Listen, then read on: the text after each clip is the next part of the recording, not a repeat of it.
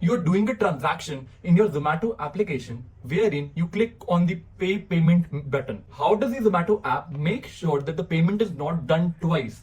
What are the restrictions imposed in the application in the UI side and the backend side so as to make sure that your money doesn't get deducted twice? The algorithm for it is something like this. As soon as you click on the process payment button in the mobile application, a unique idempotency key is generated, and as soon as that key gets generated, it is stored in the local cache of that application, and the processing button is disabled for the user to press it twice. Create a UUID and attach it to the payment request. So every time now the client application is communicating with the server, it will do it on the basis of this idempotency key. Disable the pay button and show in progress menu. The call goes to the server to deduct the amount, and that idempotency key is passed. If it already exists in the system, that means the database, what it's gonna do, it will return the result.